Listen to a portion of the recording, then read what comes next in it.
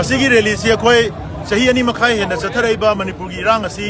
ꯂꯣꯏꯁꯤꯟꯅꯅꯕꯒꯤꯗꯃꯛꯇ India ꯒꯚꯔꯟꯃꯦꯟꯠꯀꯤ ꯃꯥꯏꯀꯩꯗꯒꯤ ꯆꯞ ꯆꯥꯕ ꯃꯁꯛ ꯊꯣꯛꯄ ꯊꯕꯛ ꯑꯃꯠꯇ ꯄꯥꯏꯈꯠꯂꯛꯇꯕ ꯑꯁꯤꯅ ꯃꯔꯝ ꯑꯣꯏꯔꯀꯥꯟꯗ ꯍꯧꯖꯤꯛꯇꯤ ꯃꯅꯤꯄꯨꯔ ꯃꯤꯌꯥꯝꯅ ꯈꯪꯉꯦ ꯃꯗꯨꯗꯤ ꯊꯣꯛꯏꯕ ꯏꯔꯥꯡ ꯑꯁꯦ ꯃꯩꯇꯩ ꯑꯃꯗꯤ ꯀꯨꯀꯤꯒꯤ ꯃꯔꯛꯇ ꯈꯠꯅꯕꯅꯤ ꯃꯣꯏ ꯃꯁꯦꯟ ꯌꯥꯁꯤꯟꯅꯔꯒ ꯂꯣꯏꯁꯤꯟꯒꯗꯕꯅꯤ ꯍꯥꯏꯕ ꯑꯔꯥꯟꯕ ꯑꯁꯤꯒꯨꯝꯕ ꯃꯤꯅꯝꯕ ꯋꯥꯐꯝ ꯑꯁꯦ ꯏꯟꯗꯤꯌꯥ ꯒꯚꯔꯟꯃꯦꯟꯠꯅ ꯃꯈꯥ ꯇꯥꯅ ꯆꯠꯊꯕ ꯌꯥꯔꯣꯏ ꯍꯥꯏꯔꯤꯕ ꯏꯔꯥꯡ ꯑꯁꯤ ꯏꯟꯗꯤꯌꯥ ꯒꯚꯔꯟꯃꯦꯟꯠꯅ ꯁꯤꯟꯕ ꯃꯈꯣꯏꯒꯤ ꯑꯔꯥꯟꯕ ꯄ꯭ꯔꯣꯛꯁꯤ ꯋꯥꯔꯒꯤ ꯄꯣꯂꯤꯁꯤ ꯆꯤꯟ ꯀꯨꯀꯤ ꯅꯥꯔꯀꯣ ꯇꯦꯔꯣꯔꯤꯁꯁꯤꯡꯕꯨ ꯏꯝꯄ꯭ꯌꯨꯅꯤꯇꯤ ꯑꯃꯗꯤ ꯃꯣꯏꯗ ꯂꯤꯒꯦꯜ ꯄ꯭ꯔꯣꯇꯦꯛꯁꯟ ꯄꯤꯔꯀꯥꯟꯗ ꯂꯝꯗꯝ ꯑꯁꯤꯒꯤ ꯆꯤꯡꯒꯤ ꯖꯒꯥꯁꯤꯡꯗ ꯃꯈꯣꯏꯕꯨ ꯑꯣꯄꯔꯦꯠ ꯇꯧꯍꯜꯂꯒ ꯃꯅꯤꯄꯨꯔ ꯃꯤꯌꯥꯝꯗ ꯂꯥꯟ ꯇꯥꯍꯟꯕꯒꯤ ꯊꯧꯑꯣꯡ ꯑꯁꯦ ꯃꯈꯥ ꯇꯥꯅ ꯇꯧꯍꯟꯕ ꯌꯥꯔꯣꯏ IDPꯁꯤꯡꯕꯨ ꯆꯍꯤ ꯑꯅꯤ ꯃꯈꯥꯏ ꯍꯦꯟꯅ ꯃꯁꯥꯒꯤ ꯃꯌꯨꯝꯗ ꯍꯟꯖꯟꯕ ꯉꯝꯍꯟꯗꯅ ꯂꯩꯍꯜꯂꯤꯕꯁꯤ ꯏꯟꯗꯤꯌꯥ ꯒꯚꯔꯟꯃꯦꯟꯠꯅ ꯃꯦꯅꯦꯖ ꯇꯧꯕ ꯀ꯭ꯔꯥꯏꯁꯤꯁꯅꯤ ꯑꯗꯨꯅ ꯏꯟꯗꯤꯌꯥ ꯒꯚꯔꯟꯃꯦꯟꯠꯅ ꯆꯍꯤ ꯑꯃꯒꯤ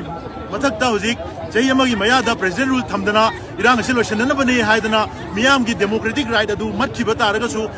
ꯊꯕꯛ ꯄꯥꯡꯊꯣꯛꯄ ꯉꯝꯗ꯭ꯔꯕꯅꯤꯅ ꯃꯤꯌꯥꯝꯒꯤ ꯗꯦꯃꯣꯀ꯭ꯔꯦꯇꯤक राइट अदु मो हंजलहल्लकांदा मियामगी पॉपुलर इलेक्टेड गवर्नमेंट से हंजननब थबक पाइखतकदबनी अन हारिबो वाफम सिंग असे ngасigi मियामना थोलाग लावरिबो खोलावसी इंडिया गवर्नमेंट तादब तारगदी मसिगी मायोक्ता मणिपुर मियाम इंडिया गवर्नमेंट मथकता अकनब खोंजन चंजननबय दंगता रैली असिना याम क्लियर ओइबा मेसेज अमा पिनबय दंगता मियाम बुक्तना थोलकने